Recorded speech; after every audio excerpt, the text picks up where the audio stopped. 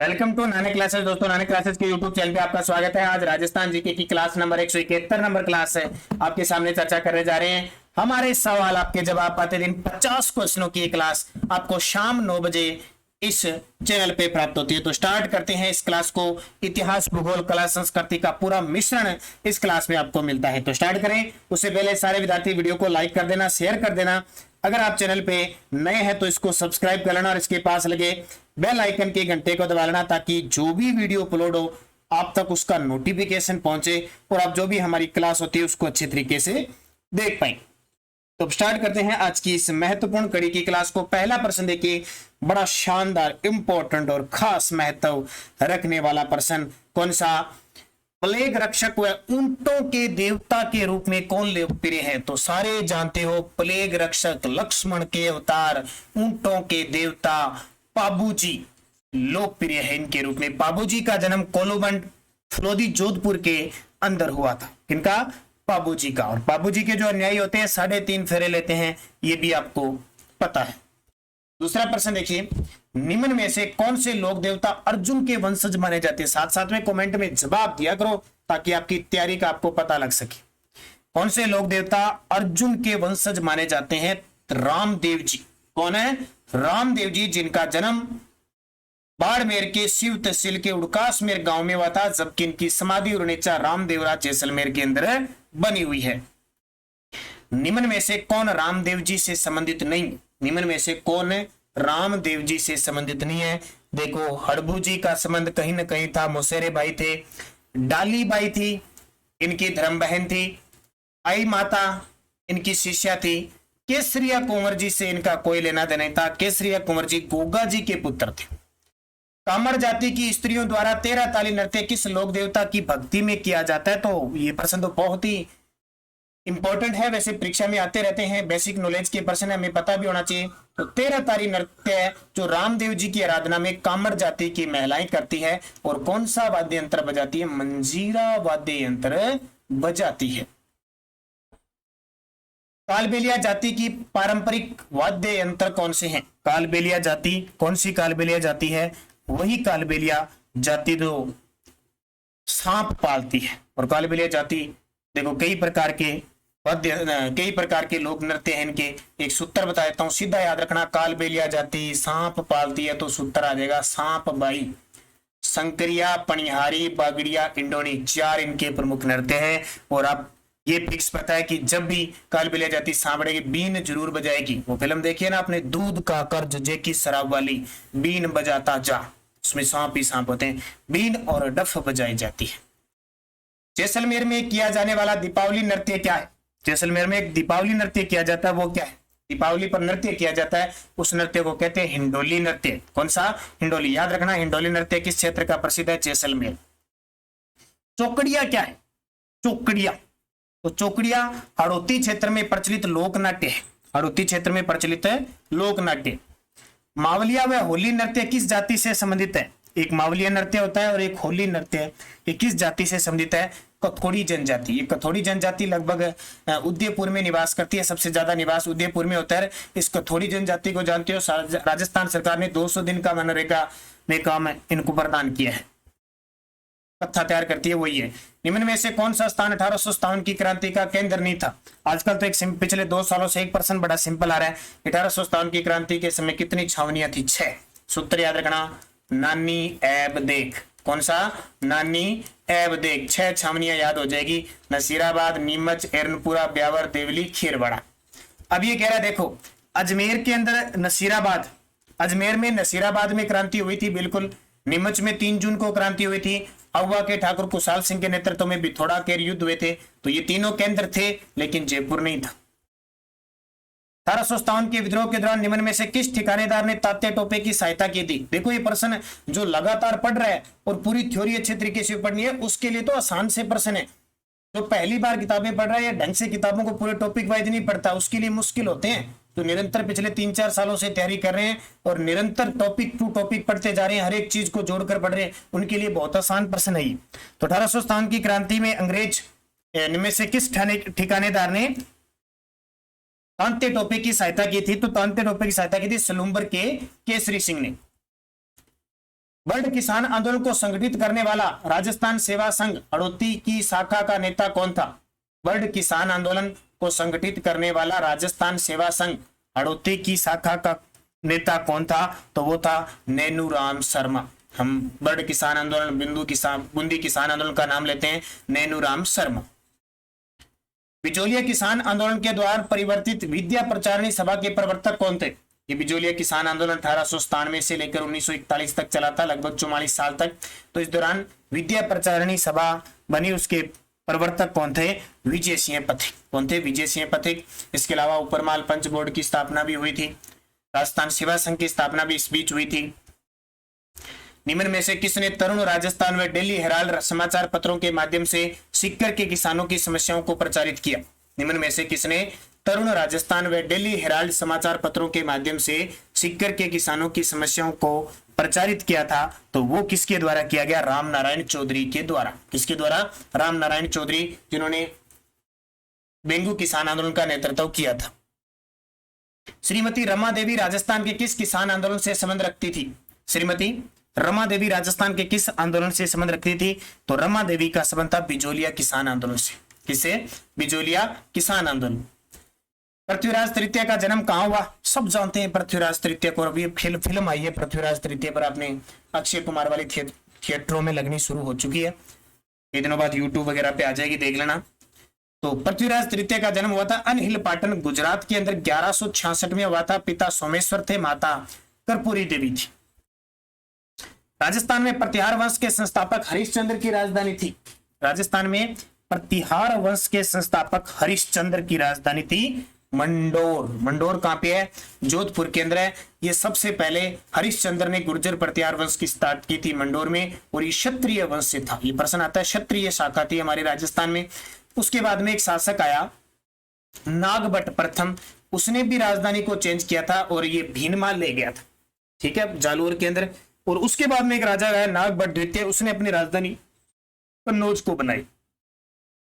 कन्नौज पर अधिकार हेतु चले त्रिपक्षीय युद्ध में राजपुताना के किस वंश के शासकों ने भाग लिया? त्रिपक्षीय एक संघर्ष चला था, युद्ध चला था 100 साल तक। किसको लेकर? कन्नौज को लेकर चला था, क्योंकि 647 ईस्वी में हर्षवर्धन की मृत्यु हो गई थी ना। उसके बाद में इधर तो गुर्जर प्रतिहार वंश थे, इधर पाल वंश था और इधर राष्ट्रकूट। लगातार लड़ते रहे, एक शासक दूसरे को हरा देता, ये आक्रमण करता, इसको हरा देता, ये इसको हरा देता, ऐसे करते करते 100 साल तक चला। लेकिन अंत में गुर्जर प्रतिहार वंश के शासक नागभट्ट द्वितीय ने अंतिम रूप से इसको जीतकर कन्नौज पर अधिकार कर लिया। 8वीं से 10वीं शताब्दी तक राजस्थान में किस राजपूत राजवंश का वर्चस्व रहा? तो अभी बताया मैंने, 7वीं से लेकर और 10वीं शताब्दी तक विशुद्ध रूप से गुर्जर प्रतिहारों का राज था। बड़े ताकतवर थे, अरबों के आक्रमण को सफलतापूर्वक सामना किया था इन्होंने। राजस्थान में प्रतिहार वंश के संस्थापक हरिश्चंद्र की राजधानी दोबारा आ गया, शायद मंडोर थी, ठीक है। नागभट्ट प्रथम निम्न में से किस राजवंश से संबंधित थे? ये अभी राजस्थान पुलिस के अंदर प्रश्न आया है। नागभट्ट प्रथम और नागभट्ट द्वितीय दोनों का ही आता है, एक वत्सराज का आता है। ये गुर्जर प्रतिहार के शासक है। निम्न में से कौन सा मुस्लिम शासक महाराणा सांगा का समकालीन था? इनमें से कौन मुस्लिम शासक महाराणा सांगा का समकालीन था? तो महमूद शाह बेगड़ा था गुजरात का, ये भी सही है। नादिर शाह खिलजी था मालवा का, ये भी सही है। सिकंदर लोधी था दिल्ली का, ये भी सही है। उपयुक्त सभी। एक बार प्रश्न आया था कि महाराणा सांगा जब 1509 में दिल्ली की गद्दी पर, मेवाड़ की गद्दी पर बैठे, उस समय सल्तनत में राजा कौन था? तो सिकंदर लोधी था। सन 1517 ईस्वी में महाराणा सांगा और दिल्ली सुल्तान इब्राहिम लोधी के मध्य हड़ौती की सीमा पर कौन सा युद्ध हुआ? सन 1517 की बात है। महाराणा सांगा और दिल्ली सुल्तान इब्राहिम लोधी के बीच एक युद्ध हुआ। उस युद्ध का नाम क्या है? बाड़ी का युद्ध, खातौली का युद्ध, या बयाना का युद्ध, खानवा का युद्ध? अब ऐसे देखो, हड़ौती की सीमा पर बात करें तो खातौली का युद्ध हुआ था। कौन सा? खातौली का युद्ध हुआ था। बाड़ी का युद्ध 1518 में हुआ था, बयाना का युद्ध 1527 में हुआ था और खानवा का युद्ध भी 1527 में हुआ था। हल्दी घाटी के युद्ध से पूर्व बादशाह अकबर ने महाराणा प्रताप से संधि करने हेतु अंतिम रूप से किसे अपना दूत बनाकर भेजा? हल्दी घाटी युद्ध में। और जो वीडियो मेंस की तैयारी कर रहे हैं उनकी इन विद्यार्थियों के लिए मैं बता देता हूं, हमारी टेस्ट सीरीज चल रही है video mains model test paper की। इसमें विश्व भारत तो राजस्थान का तो जीके जो आपके टॉपिक है ना, महाद्वीप है, कृषि है, खनिज संसाधन, ऊर्जा साधन, उनके रिलेटिव प्रश्न डाले जा रहे हैं। ठीक है। और करंट अफेयर्स सारा ही है, वो सारा डाला जा रहा है। तो आज ही ज्वाइन कर लीजिए video mains model test paper. ये 15 मॉडल टेस्ट पेपर कर लोगे तो जीके आपका बहुत अच्छे तरीके से कवर हो जाएगा। तो किसी भी समस्या है तो आप इस पे कंडक्ट कर सकते हो। नानक क्लासेज ऐप डाउनलोड करना पड़ेगा आपको। नानक क्लासेज ऐप वीडियो की डिस्क्रिप्शन में भी लिंक है, या प्ले स्टोर से जाके कर लेना। तो अंतिम रूप से किसको भेजा? सूत्र जिसके याद है जम भट्ट या जम भट्टो, तो अपने आप सही हो जाएगा। सबसे पहले जलाल खां आया, फिर मान सिंह आया, फिर भगवंत दास आया, फिर टोडरमल आया। तो अंतिम रूप से राजा टोडरमल। बप्पा रावल मेवाड़ के किस शासक का विरुद्ध अन्य नाम था? यानी बप्पा रावल मेवाड़ का शासक था, उसका दूसरा नाम क्या था? उसका दूसरा नाम था कालभोज, कहते थे उसको कालभोज। बप्पा रावल मेवाड़ में गुहिल वंश का वास्तविक संस्थापक माना जाता है। इनके गुरु थे हरित ऋषि। 1734 में इन्होंने मान मौर्य से ये दुर्ग जीता था, चित्तौड़गढ़ दुर्ग जीता था। इसके अलावा भी बप्पा रावल ने नागदा में इनकी समाधि बनी हुई है। इन्होंने एकलिंगनाथ जी के मंदिर का निर्माण करवाया। अगला प्रश्न देखो, राजस्थान का वह अंतिम शासक जिसके नेतृत्व में भारत से विदेशी आक्रांताओं को बाहर खदेड़ते हुए सभी राजपूत शासक व सरदार सम्मिलित रूप से युद्ध में इकट्ठे हुए थे। बाहर खदेड़ने हेतु सभी राजपूत शासक व सरदार सम्मिलित रूप से इकट्ठे हुए थे। तो राणा सांगा। वो युद्ध कौन सा था? 17 मार्च 1527 का युद्ध था। इसके अंदर ये हुआ, लेकिन दुर्भाग्य से राणा सांगा हार गए और बाबर जीत गया। हल्दी घाटी के युद्ध में महाराणा प्रताप के घायल होने पर उन्हें रण क्षेत्र से बाहर निकालने पर किसने महाराणा प्रताप का स्थान लिया? हल्दी घाटी के युद्ध में महाराणा प्रताप घायल हो गए, उनका घोड़ा चेतक भी घायल हो गया था। इस वजह से रण क्षेत्र से बाहर गए। तो महाराणा प्रताप का स्थान किसने लिया था? झाला बिद्दा ने। किसने? झाला बिद्दा ने। क्षेत्रफल की दृष्टि से राजस्थान का सबसे बड़ा कृषि जलवायु खंड कौन सा है? ये तो फिक्स लगा लो, एक तो सबसे बड़ा कृषि जलवायु खंड और एक सबसे छोटा। बड़ा देखें, सबसे बड़ा था, सबसे बड़ा है क्योंकि टोटल कितने 10 कृषि जलवायु खंड है। शुष्क पश्चिमी मैदानी खंड। गर्मियों में माउंट आबू का तापमान राजस्थान के अन्य स्थानों की तुलना में कम रहता है, क्योंकि गर्मियों में माउंट आबू का जो तापमान होता है ना, वो राजस्थान के अन्य स्थानों की तुलना में कम रहता है। कारण कि और आपने देखा होगा जब अंग्रेज थे तो अंग्रेजों का पहले नसीराबाद छावनी थी, राजपूताना एजेंसी का गठन हुआ था वहां, लेकिन बाद में माउंट आबू कर दिया 1845 में, क्योंकि यूरोपियन लोग थे, अंग्रेज लोग थे, वह गर्मी सर्दी से आते थे, गर्मी में तो इसलिए वो क्या होता। तो क्या कारण था कि ऐसा? तो देखो माउंट आबू उच्चतर ऊंचाई पर स्थित है, क्योंकि ऊंचाई पर जितने पहाड़ ऊंचे होंगे वहां ठंड होगी। हालांकि आगे लंबे ऊंचाई पर ज्यादा जाएंगे तो ऑक्सीजन कम हो जाती है, लेकिन फिर भी। अगला देखो, कोपेन द्वारा प्रस्तुत जलवायु प्रदेशों में निम्न में से राजस्थान में कौन सा सुमेलित नहीं है? अब व्लादिमीर कोपेन के द्वारा ये जो हल किए गए थे उनको अच्छे तरीके देखो। AW तो दक्षिणी राजस्थान है बिल्कुल, CWG उत्तरी राजस्थान है, ये गलत है। CWG पूर्वी राजस्थान है। BWH ये सही है, ये भी सही है, तो ये गलत है। अच्छी वर्षा वाले मध्यम अरावली पर्वतीय क्षेत्र से निम्न वर्षा वाले मरु प्रदेश की ओर प्रवाहित होने वाली नदी कौन सी है? अच्छी वर्षा वाले मध्य अरावली, ये अरावली है, मध्य अरावली से निकलती है, मरु प्रदेश की ओर जाती है, तो इस साइड जाती है तो वो लूनी होगी। कौन सी? लूनी जाती है। अगर इधर जाती तो कोई बनास या वो होती लूनी। राज्य की किस नदी का बहाव क्षेत्र तोरावटी कहलाता है? सारे जानते हैं कांतली नदी के प्रवाह क्षेत्र को तोरावटी कहते हैं। सिक्कर की खंडेला की पहाड़ी से निकलती है। सोनारी सभ्यता और गणेश्वर सभ्यता इस नदी के किनारे है। फाय सागर झील में किस नदी का पानी आता है? फाय सागर है कहां पे? फाय सागर, तो फाय सागर झील अजमेर के अंदर है और इसमें बांडी नदी का पानी आता है। कौन सी नदी? बांडी नदी। किन नदियों का उद्गम स्थल करौली जिला है? यानी करौली जिले से किन नदियों का उद्गम होता है? तो किन नदियों का उद्गम स्थल है करौली? गंभीर, पार्वती और कालीसिंध। गंभीर, पार्वती और कालीसिंध नदियों का उद्गम करौली। अलग अलग है ये। पार्वती 2 प्रकार की नदियां, एक मध्य प्रदेश से भी निकलती है। बनास नदी राज्य के किन जिलों में बहती है? बनास नदी राज्य के किन जिलों में बहती है? अब बनास नदी देखो हमनौर की पहाड़ी राजसमंद से निकलती है। किन जिलों में बहती है? एक सूत्र याद रखना। कौन सा सूत्र याद रखना है? सूत्र है रांची बी अटोस। रांची बी अटोस। रांची किसकी राजधानी है? झारखंड की। वहां धोनी रहता है, धोनी क्या करता है? टोस करता है। रांची बी अटोस यानी सबसे पहले राजसमंद से निकली, फिर चित्तौड़गढ़ में जाएगी, फिर भीलवाड़ा में जाती है, फिर अजमेर में जाती है, फिर टोंक में जाती है, फिर सवाई माधोपुर में, चंबल में मिल जाती है। अब इसका अंदाजा लगा लो कहां? चित्तौड़गढ़ में, भीलवाड़ा में, अजमेर में, करौली में। गलत हो गया। राजसमंद, चित्तौड़गढ़, भीलवाड़ा, अजमेर, टोंक, सवाई माधोपुर। बिल्कुल सही। बालोतरा के बाद लूनी नदी का जल खारा हो जाता है, इसका प्रमुख कारण क्या है? लूनी नदी को मिट्टी खारी नदी कहते हैं ना, बालोतरा तक मीठा और उसके बाद में खारा हो जाता है। ये क्या कारण है? ये कारण है प्रवाह क्षेत्र में लवणीय मिट्टी की अधिकता है, उस वजह से। अरावली की निम्न पर्वत चोटियों को उनकी ऊंचाई के अवरोही क्रम में व्यवस्थित कीजिए। अब ऊंचाई की अवरोही क्रम में व्यवस्थित करना है। अवरोही, सबसे पहले अवरोही का मतलब होता है बड़े से छोटे की ओर जाना है आपको, बड़े से छोटे की ओर। अब अरावली पर्वतमाला में सबसे ऊंची चोटियां कौन सा? एक सूत्र याद रखना, सूत्र बड़ा शानदार है।